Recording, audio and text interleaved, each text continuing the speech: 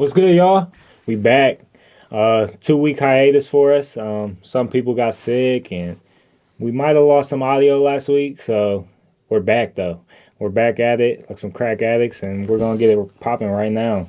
That's right. So there's been a couple things that went on in the past couple weeks that we wanted to go over before we talk about the most recent news. But Saquon, he inked a 1 year, $11 million deal with a $2 million sign-on bonus. There's also some incentives in there.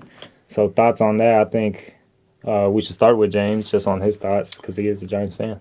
Yep. So going to the Saquon thing, one thing I want to say about the incentives are those are marks that he did not meet last year. So potentially, obviously being a Giants fan, I hope he does meet those marks, but they are, kind of out of what he did last year.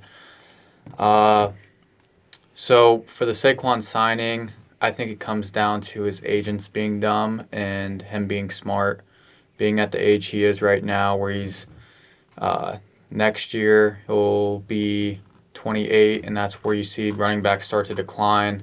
A little insight on running backs. I don't know if I've talked to you guys about this, but so when a running back enters the league and they are drafted within the first or second round, they're signed to 4 years, but they're really 5-year contracts with the 5-year team option. So they're locked in for 5 years. And in Saquon's case, he can be franchised. He was franchise tagged this year and next year. So he will be on the team until he's 28, and that's where running backs get declined. And that's where a lot of these running backs are trapped right now. The market's not helping them at all because they're essentially their whole time they're in their prime are stuck to one team. And when they try to venture out, teams aren't willing to pay them. Yeah. So it's good he got the deal done. It's great for the Giants because he's the best part of our offense. But it's kind of crazy that it's only $500,000 more than the franchise tag. Right. But he just wants to be on the field because he's about to enter that year where you're going to start to see the decline from other running backs as well. Yeah, it's interesting. It's kind of like you were talking about the age 28. Well, in the NBA, that's usually when you enter your prime. So it's different in the NFL that's where you start to really decline as a running back, especially. So I think it's a prove-it year for him just to get his money that he really wants, because we'll see with like the upcoming running backs if that market really changes. So a deal like this is what you would picture for any running back you have is, can we sign him to a 1-year deal and just go year by year with this thing? So another thing I'll say about that is I think Austin Eckler came out and said this. It's like if you sit out, you're hurting yourself. If you do well as a running back, you're also hurting yourself because you're getting all that usage and you're getting beat up. So it's like, I don't know. You feel for the running backs, but at the same time, it is a business, and you don't want to see, like I don't want to see the Giants pour all their money into something that's an expendable position. Yeah, and we've seen Austin Eckler try to do his best to try to get his money, but that lasted about a week. So. Yeah. And one thing I wanted to say about those incentives you were talking about when they put in the high marks, I think I read something about the 3 incentives. One was 1,350 scrimmage yards for the year. Another one was like 60-plus receptions, and another one was playoff berth. Yeah. And if I'm Good. The cat's back, yo. The cat's back. I'm sorry about that. But anyway, if I'm the Giants and as an organization, you don't want to pay a running back, but you'll pay an extra $1 million to get that production out of a running back. So exactly. I think that's a really good signing for the Giants. And I mean, like we all feel for the running backs in their situation right now, but I mean, I think Saquon's playing it probably the smartest way he can. So win-win on both sides for this year at least. This is a great move for the Giants, but in terms of Saquon, like you just lost $9 million for betting on yourself. Whereas you get franchise tagged, everything's guaranteed. Right here, $2 million signing bonus, and then he has a bunch of incentives that he can earn more, which will total the $11 million. I don't know. Great for the Giants, like I said. It won't hurt them as much in the salary cap, but I don't know. Yeah. Well, we'll stick to the running backs. Naheem Hines was injured for the year. could this lead to a Dalvin Cook signing, or what are your guys' thoughts on that? I mean, there was a jet ski injury. There's a lot of stuff going on now where the Bills don't want to pay him his full guarantee and all that. And basically, let's just look at it from a football standpoint. I think this really does affect the Bills in their passing game. I think James Cook is going to take a step up this year. I mean, he fumbles just like his brother does, but I think he'll be a good running back. But any thoughts on that? I think me and you talked about it last week. Yeah. Before the audio cut out, and we were like, oh, that would be an awesome thing if Dalvin and James did reunite. And I'm not saying that's wrong, but I think we all heard the reports this week about Dalvin actually signing with the Jets because of Aaron Rodgers taking a less of a contract. So I don't know. Now it's kind of down to the option. I really think he'll fall for the Jets. As much as I like Breece Hall as running back, but that could be a really good 1-2 combo to add to that team. So I don't know. I think that's where it's probably biggest landing spot would be there, or Miami Dolphins. That could be sleepers. Yeah, I think it hurts the Bills' passing game, but in terms of the running game, they don't really even have running game to begin with, so they can kind of plug and play whoever, and then just find a third down back, to help the Bills' offense out. Yeah, I would definitely like to see him establish the run a little more, though. Yeah. Like, lean on that James Cook, see what he has, especially the first 4 games when you're just trying to get your feet wet a little bit. Like, see how good your run game can be, because I feel like it's hurting them down the line when Josh Allen's taking, like, double the amount of hits as other quarterbacks and stuff like that. So, another thing that came out last week is Brock Purdy was cleared for camp. What kind of year do you guys think he will have? Or is it a potential like Sam Darnold could start, Trey Lance could start anywhere in the year, even if he's not injured? So basically, what are your guys' thoughts on Brock Purdy? Everything I'm seeing from camp is that Trey Lance is doo-doo. Oh, I seen he had a good one day at training camp. So Well, it is kind of true. So, the thing with Trey Lance is I feel like everybody in that organization is behind Trey Lance until they actually see Trey Lance play. He had a couple good games before he got injured. I think that was last year, right? Yeah.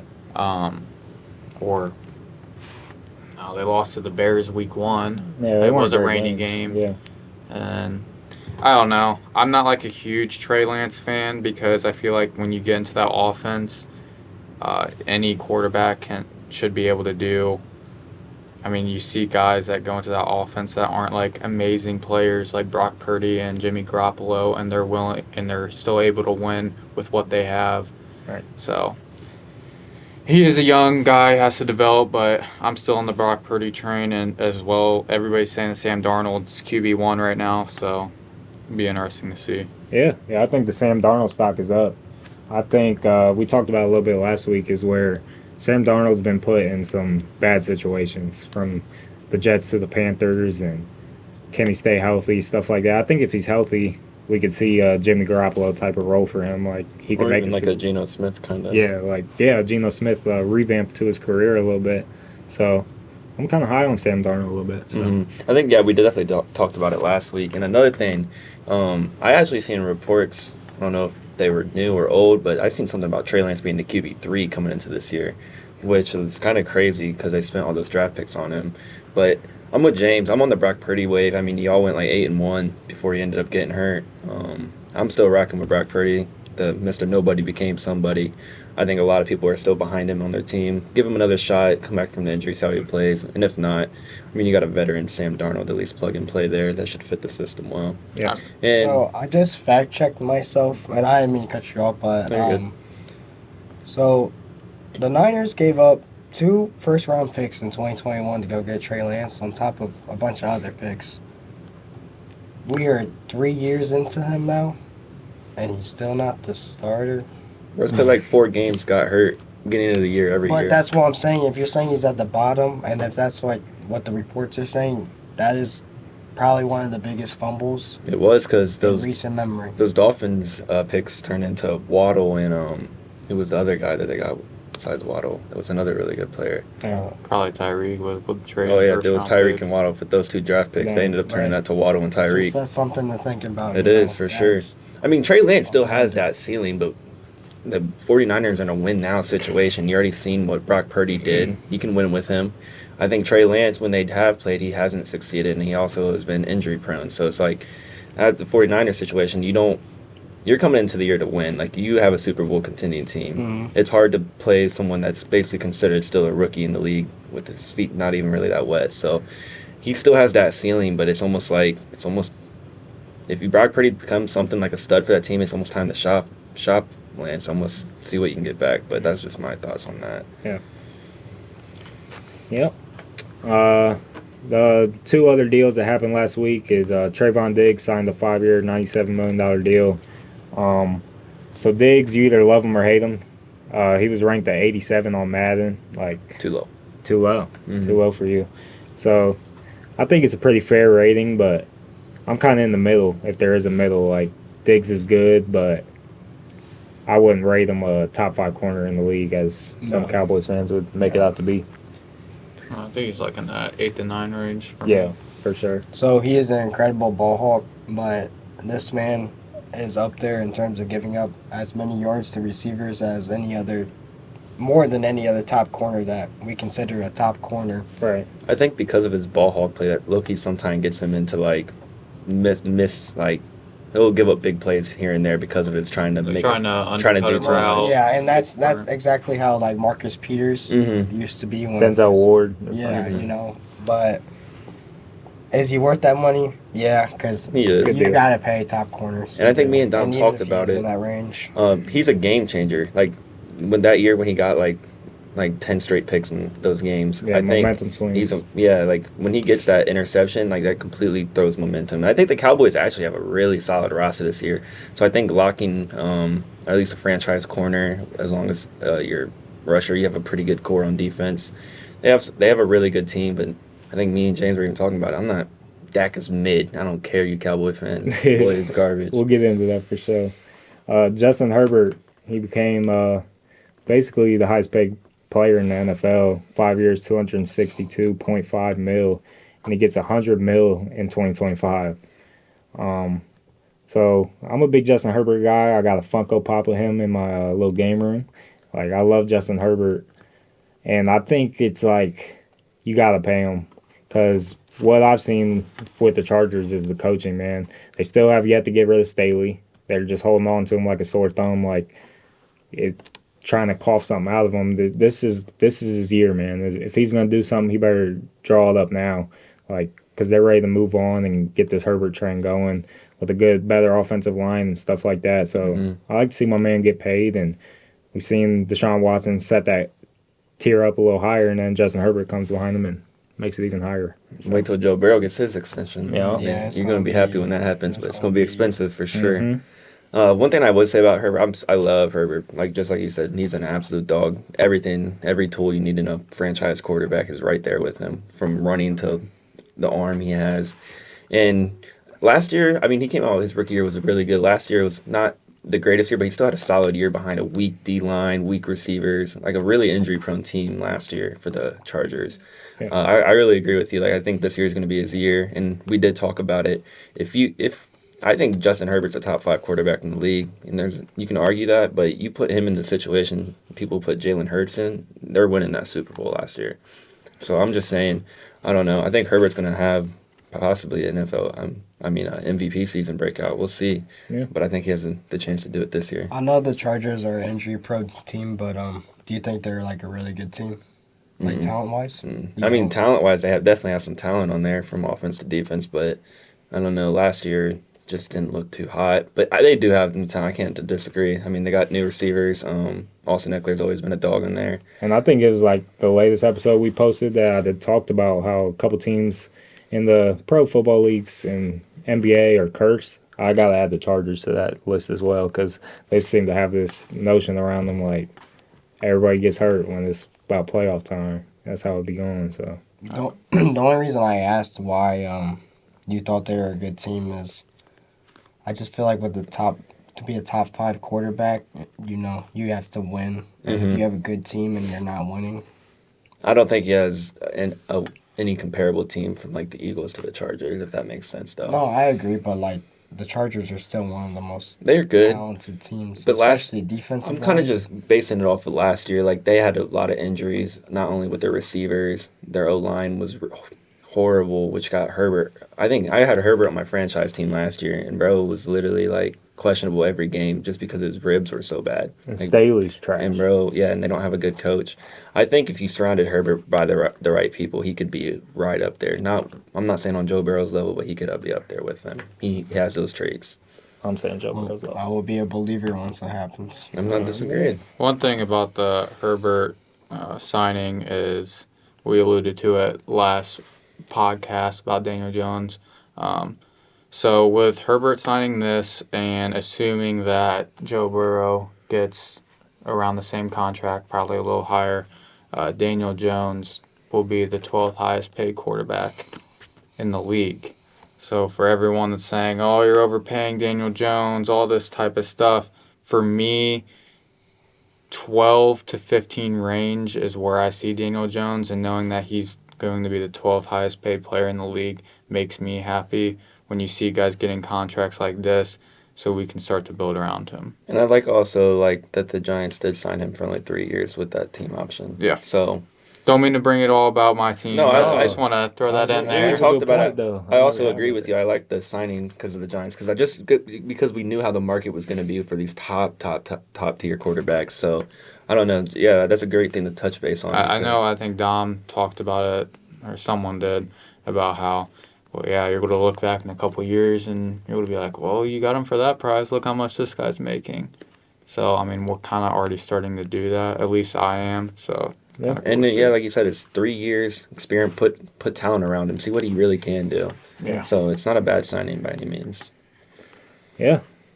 The next thing I got for us is I'm sure a lot of you at home play Madden.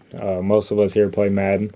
Madden released their top 10 for each position and ratings. So quickly we're going to touch on the ratings, and some of them are a little wild, I'm not going to lie. So as far as quarterbacks go, here's a couple names. I'll name them all, and then we'll see what you guys think. Josh Allen's a 94. Lamar's a 91. Dak is a 87. And Kirk is a 84. See, after last year, and especially after watching quarterback on Netflix, there's just no way I'm putting Dak above Kirk Cousins. Not at all. Kirk Cousins had the best year of his career, leading the Vikings to, 13-4 record? Yep. And just playing off the charts every game. Every game that you guys lost was because of the defense. It wasn't because of Kirk Cousins. Well, besides the Eagles game. Mm-hmm. So do you think they should both be 87 or they should both be 84? I think they I think you should be flip 'em. flopped. You I flip think 'em, I think Cousins is an 87. I think Dak is at 84. Yeah, I agree. same. Big time. And I don't know if, because me and James were texting about this like literally 2 days ago about a training camp video of Dak Prescott. Bro is so washed, and I'm sorry, y'all. He said he's not going to throw more than 10 picks. I'm going to put damn near my money on double that this year. I think he threw 10 picks today at training Bro, camp. like, I'm talking like if I wish I could throw the video up for y'all. Like, bro missed his receiver by like 15 yards on a deep route. Like 15 yards underthrown. You know how bad that is, bro. Hell yeah. Like, it was not like, I'm telling you, like, Dak is washed, bro. He's lower tier on my bracket now, Yeah, especially coming in this year. I don't have high hopes for them, yeah. but that's just my opinion. But like you said, James, that quarterback show, if you haven't watched it, definitely check it out. Gives you a lot of insight on quarterbacks and what they deal with every season, just preparing for it. Kirk is such an underrated quarterback, and it took me to actually watch that show to really realize that, like, bro, it literally cares about the game so much, and he actually is pretty damn solid. Yeah. He throws the picks here and there, but he makes them plays because he gets hit when he throws them too, and he puts them right on the dime. Like, I really think Kirk's underrated. Yeah, but a lot of people have been texting me lately, like about Kirk Cousins and stuff, and I tell them every time all it took was a Netflix special, because I've been telling y'all, like, he's not as bad as what he's cracked up to be, and it's all about primetime games to y'all and stuff like that. But the simple fact is, he goes out there and makes the tough throws every week. I mean, every week he makes a throw where it's like, how did he do that? The dude was in his face. He got cracked. He wears a rib protector for a reason, because he takes some extra hits every play. And there's another thing that came out on, not Twitter anymore, it's called X, but the NFL executives and like coaches like voted on like who the most underrated quarterback was, and it was actually Kirk Cousins. Yeah. Like, it literally was the name they put out for the most underrated quarterback. So Yeah. that's just another thing to think about. I'm waiting for Danny Dimes to be on season 2, so you guys say the same thing about him. I think who just agreed to it today? Was it Joe Barrett? No, it wasn't I Joe didn't Barrett. see. I think all those reports are fake. I wouldn't read into it too much. Yeah, hopefully they get some good people, though, I heard something that was really because good. Mariota was a dud to me. Me and Jay's actually talked about skipping him every time he came on the screen. Yeah. A couple more I got for y'all. So Saquon was a 93. Dalvin Cook was a 91. And Tony Pollard at 88. So those are 3 running backs. To me, it's a Cowboys effect. I think Pollard should be more of an 85. Yeah. I think Saquon's more like a 95. And Dalvin Cook should be more like an 88. Mm-hmm. So a little I fluctuation. can agree with that. A little Too fluctuation. damn high. Yeah. And your boy Jamar Chase is only a 94. That's crazy comparing. I mean, Jetta's a 99, but Jamar got to be like a 97. Yeah, and then the next guy, Hopkins, is a 93. Like, that's a 90, and Jamar is obviously better. So Way better. And so, Right now, at least. yeah. Well, I'm just saying, I would have put Jamar Chase. If he's not 99 with Jetta's, he's right there, 98, 97. Yeah. He's the second best If receiver. you're telling me that Jamar Chase is only a step better than D-Hop, we not watching the same football. Not at games. all. Yeah, that's I'm but saying Madden does this every year. 2016. I'm not saying D-Hop should even really be changed. I think he should be around the 90 to 93 mark. Yeah. But they just did Jamar dirty, man. I think he's easily like 96 plus. Madden be holding on to their veterans, though. Like, They do. they'll keep them boys up there until Them the they names retire. that sell, you know. Yeah. Everybody I think knows literally who Dak- D-Hop is. Dak's been like an 88, 87 overall like last 3 years. in a Dude, row. for Yeah. since he got into the game. Yeah, I Bro, swear, yeah. He hasn't like proved anything. All right, we're back in the more recent news. I said I labeled this in my notes as the Broncos are looking more like ponies day by day. So wide receiver Tim Patrick is out for the season That's so with a sad. torn Achilles. That happens almost every year. KJ Hamler was released because he had a heart condition. So I think there's a lot of questions, but Which is mostly crazy. to me is, do you guys think they'll finish last in their division? No. I just think because of their Raiders. coach alone won't allow them to be last in their division. I think Russell definitely did have a wash year. I'm not saying he's going to bounce back to being prime Russ, but I think he'll have a better year than he did last year. I mean, they have a new scheme with a way better coach. I think they'll figure it out a little bit. I could see him at least finishing 500, if not a little above. I think I look at the Broncos, and yeah, you're playing in the AFC and especially the AFC West, but you got 8 to 9 home games, and in the Mile High City, it's hard to play there. You got a great defense. It all comes down to what the offense is looking like. But to sit there and say the Raiders are going to be better than the Broncos is hard for me to get around. Yeah, I agree. 100%. This is a make it or break it year for the Broncos because this will be Russell's second year. The first year was a travesty, and no one's going to debate that. If you go into a second year and everything is still trash, that is one of, like, we already said it with Trey Lance, but that is another one of the biggest blunders we have seen in recent memory. That would be like one of the worst trades. I mean, that was like It's already Russell- been going. It's He down. was horrible literally already. a top 5 quarterback Mhm. when he went there. Who's going to mention them in their top 5 right now? Bro, I can't even mention him in the top 15 right now, to be honest. I get that Sean Payton's like a good coach and stuff like that, but I don't know. Maybe I do like the Raiders a lot because I've always liked the Raiders, like between the uniforms and all that. But I mean, I just think the Raiders are gonna, not that they're gonna be good, but I think they'll be better than the Broncos based on the Max Crosby is looking for that next contract. Josh Jacobs is looking for that next contract. I think even if they don't have Jimmy G, they got a couple backups that will be decent. Like, I think they'll be better than the Broncos. I mean, we don't got to argue too much about it, but don't sleep on the Raiders, man, for finishing second to last in their division. Well, I'm sleeping on him. All right. When I walk in here about week 7, They're still they're gonna 7-0. They're going to be dog. I just seen something today where Matt Crosby and Garoppolo got into it at practice, at training Yeah. camp today. Yeah, Yeah. I did see that. Yeah, Max Crosby's, he's crazy. Yeah, That's he's a my crazy dude. So, yeah, we talked about it a little bit, but Dalvin Cook, all the rumors are he's with the Jets, going to practices, stuff like that. Do you think this is a good thing to add, like, 3 running backs? Like, I mean, really, I want to start with what's a fair price, do you guys think? How old's Dalvin? He's about 29, 30. Fair price. 6, Maybe 7 30 mil. mil. 6, 7 mil for 2 years. Is he trying to win or is he trying to get paid? Oh, he's definitely trying to get paid. For sure. A fair price for the team or a fair price for Dalvin? 8 'Cause million? For the team. 8 For the million? team, Yeah, I think 8.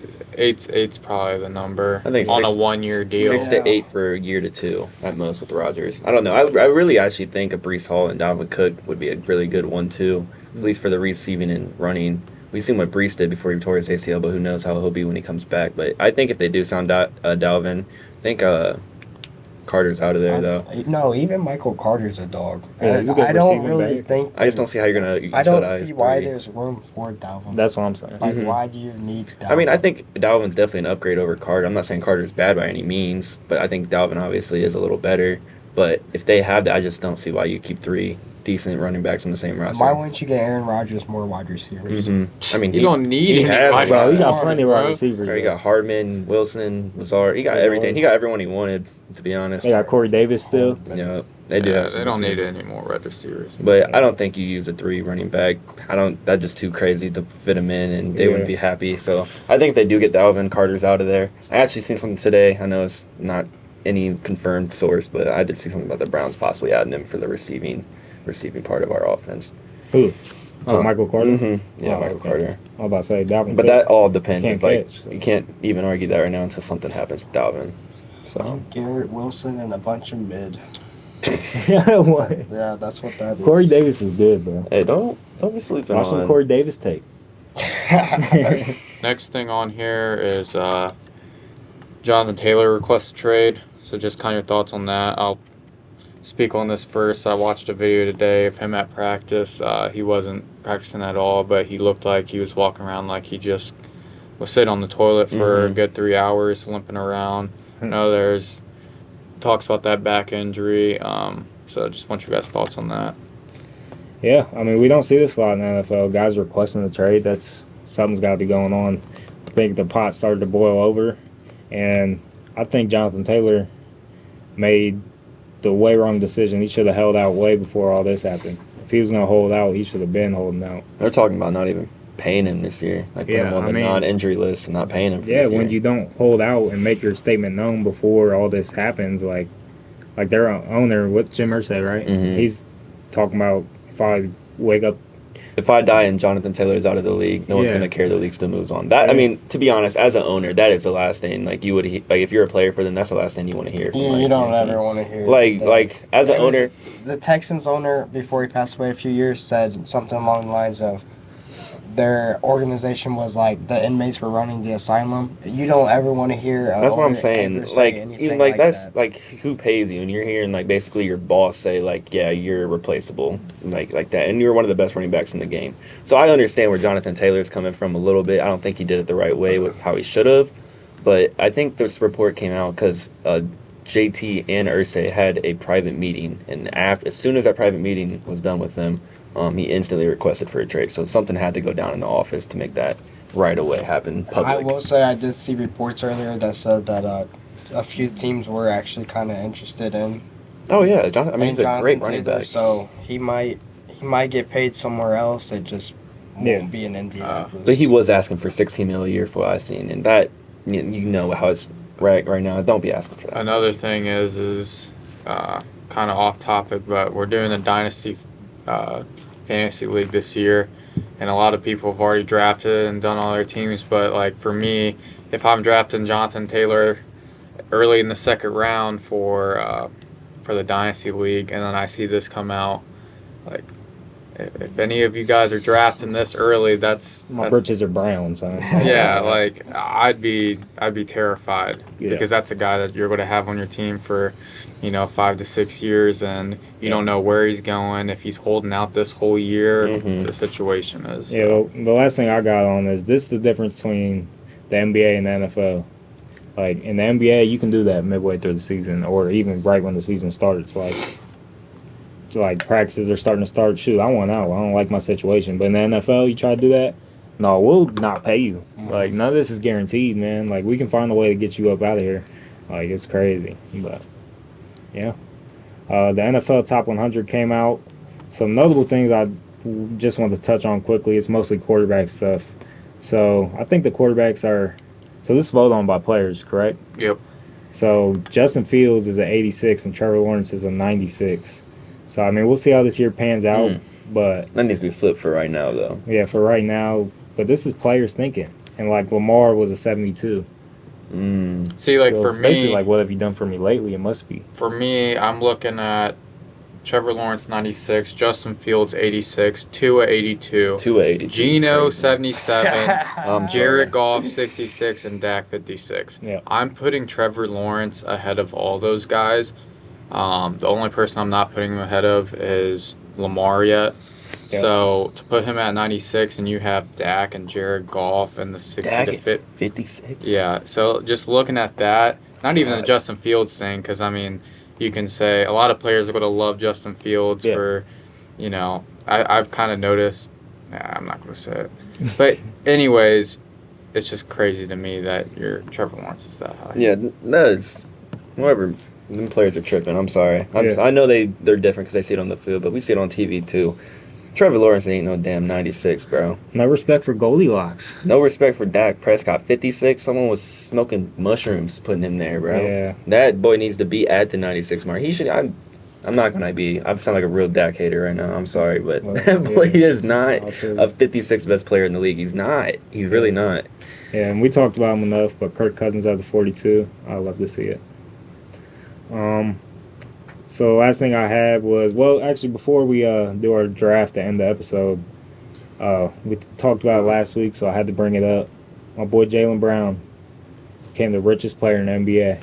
And before y'all give y'all thoughts, like James had already talked about, I think it was me that had told him, like, you're going to start to see all these quarterbacks get paid, and it's not going to look as bad as what everybody thought. It's going to happen the same way in the NBA. Mm-hmm. The cap only goes up, and you're going to see all these players making 300 plus, and you're going to be like, that guy's overpaid, or you're not going to look at Jaylen Brown's overpaid anymore because he's going to be the 12th, 15th most paid player in the league. So Well, yeah, especially with NBA money, you're paying 15 players compared to 56-man roster. Yeah. Like, so they're going to be those players are individually going to make more money. Yeah. And I think we talked about it like if that was a good signing for the Celtics. Hell yeah, that was a good signing for the Celtics. You drafted him, you don't let him walk. Even if you want to move on from him in a couple of years, you get assets back. Exactly. So like, I think paying your player what they deserve. He earned it. Obviously, you're going to keep him.